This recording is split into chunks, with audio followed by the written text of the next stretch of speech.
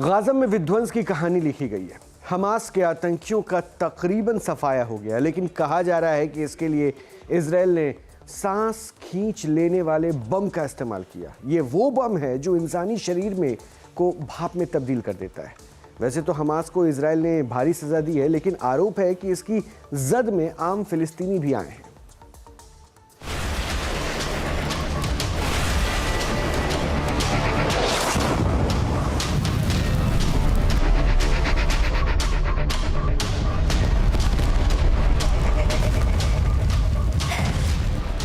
Missiles की तरह विध्वंसक, एटमी बम की तरह विनाशक।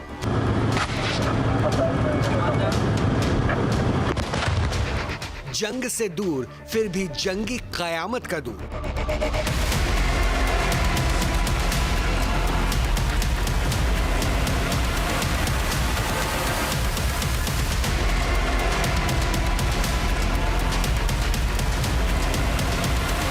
क्या इजराइल ने गाजा में ऐसे बम से तबाही मचाई है जो इंसानी शरीर को सिर्फ मौत नहीं देता, बल्कि एक एक अंग को भाप में तब्दील कर पूरा का पूरा नामो निशान मिटा देता है।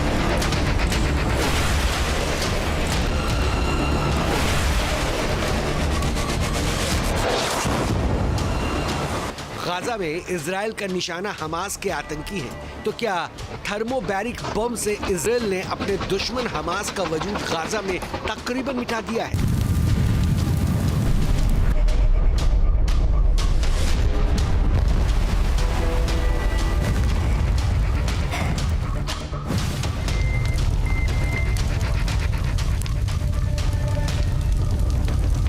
मीडिया रिपोर्ट्स के हवाले से खबर मिल रही है कि इजराइल ने थर्मोबैरिक बम के जरिए गाजा में हजारों लोगों को मौत के घाट उतारकर पूरे इलाके को कब्रिस्तान में तब्दील कर दिया है।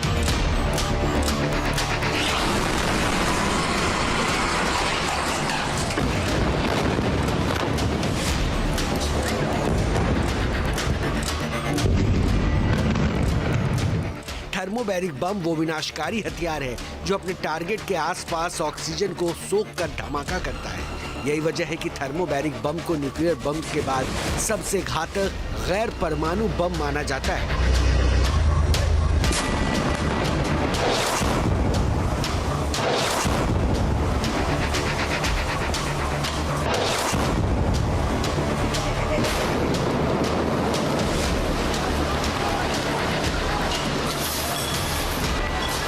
मीडिया की रिपोर्ट की माने तो अक्टूबर 2023 से गाजा में नागरिक सुरक्षा टीम्स ने 2842 फिलिस्तीनियों की जानकारी दर्ज की है, जो अक्टूबर 2023 में जंग शुरू होने के बाद से गायब हो गए। अब इनकी मौत की गवाही देने के लिए खून के चंद छींटे या शरीर के छोटे छोटे टुकड़ों के अलावा कुछ भी नहीं बचा है।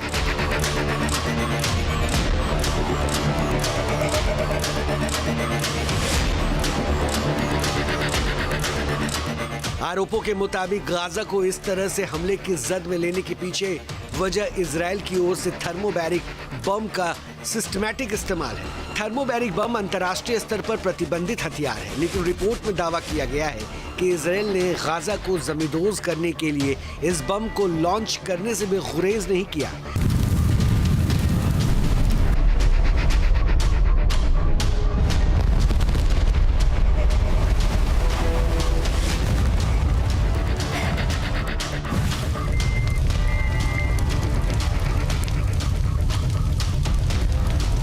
थर्मोबैरिक बम को वैक्यूम या एरोसोल बम कहा जाता है, जो 3500 डिग्री सेल्सियस से अधिक तापमान पैदा करता है। ये जब बम अपने टारगेट से टकराता है तो सबसे पहले विस्फोट के बाद गैस, लिक्विड और पाउडर का एक विशाल बादल बना देता है। ये बादल इमारतों या बंकरों के छोटे से छोटे सुराखों में भी घुस जाता है, लेकिन इसके कुछ मिलीसेकंड बाद दूसरा चार्ज जलता है, जिससे ईंधन-नुमा बादल आग के गोले में तब्दील हो जाता है। इससे बहुत बड़ा फायर बॉल बनता है। थर्मोबैरिक बम हवा में मौजूद ऑक्सीजन का इस्तेमाल कर एक भीषण आग के साथ ही ताकतवर सुपरसोनिक शॉकवेव भी पैदा करता है। गाजा की घनी आबादी वाले इलाकों में इजराइल पर इस बम से विस्फोट कराने का आरोप लगाया गया है, जबकि इजराइल कहता आया है कि उसका पहला और आखिरी लक्ष्य हमास के आतंकी हैं, जो नागरिक ठिकानों की आड़ में खुद को बचाने की कोशिश करते हैं।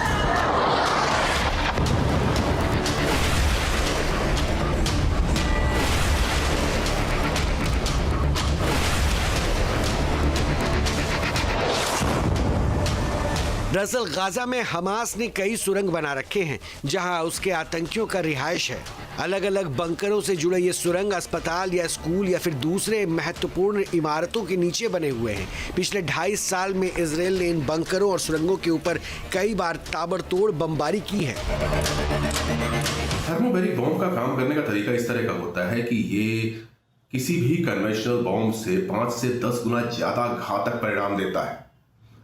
इसके अंदर ईंधन होते हैं, विस्फोटक होते हैं, इनको जहां पर गिराया जाता है वहां पर ये आपस में केमिकल रिएक्शन करते हैं और केमिकल रिएक्शन होने के बाद ये आसपास की तमाम ऑक्सीजन को सोख लेते हैं। अब आप कल्पना कीजिए कि इन्वायरमेंट की सारी ऑक्सीजन अचानक से खत्म हो गई, यहां तक कि आपके फेफड़ों के अंदर की ऑक्सीजन को भी इसने सोख लिया है, तो उसके बाद आप क्या करेंगे? आप कुछ नहीं कर सकते।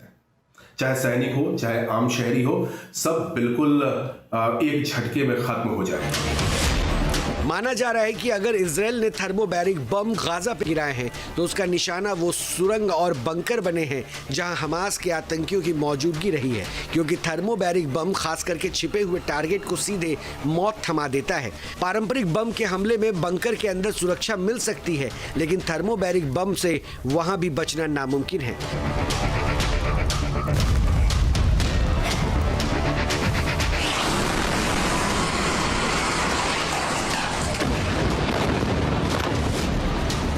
विस्फोट के फौरन बाद थर्मोबैरिक बम बेहद ताकतवर दबाव बनाता है, जिसकी वजह से शरीर के अंदरूनी अंग फट जाते हैं। पारंपरिक बम की तुलना में थर्मोबैरिक बम 10 से 16 गुना ज्यादा असर डालता है। इस बम के वैक्यूम इफेक्ट से ऑक्सीजन सूख जाती है, इंसान सांस नहीं ले पाता है और चंद सेकंड में ही दम घुटने से मर जाता है। शरीर का हिस्सा जलकर राख हो जाता है।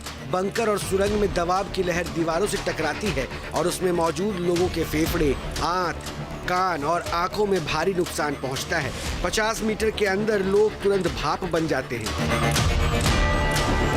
थर्मोबैरिक बम इस वजह से भी घातक है क्योंकि ये हवा को हथियार बना डालता है और वहां ऑक्सीजन सोखकर सांसें खींच लेता है। इजराइल के पास हेलफायर मिसाइल के कई थर्मोबैरिक वेरिएंट मौजूद हैं जो मुमकिन है हमास को नेस्तनाबूद करने का विनाशकारी फैक्टर बन चुके हैं। Team news nation. आपके मोबाइल पर तुरंत आएगी ब्रेकिंग न्यूज। स्क्रीन पर सबसे पहले दिखेगी बड़ी खबर। देश दुनिया की हर खबर एक जगह। अब आपके मोबाइल पर तुरंत फटाफट इंस्टॉल कीजिए न्यूज नेशन ऐप और रखिए खुद को अपडेट। आपके मोबाइल पर तुरंत आएगी ब्रेकिंग न्यूज। स्क्रीन पर सबसे पहले दिखेगी बड़ी खबर। देश दुनिया की हर खबर एक जगह। अब आपके मोबाइल पर तुरंत फटाफट इंस्टॉल कीजिए न्यूज नेशन ऐप और रखिए खुद को अपडेट।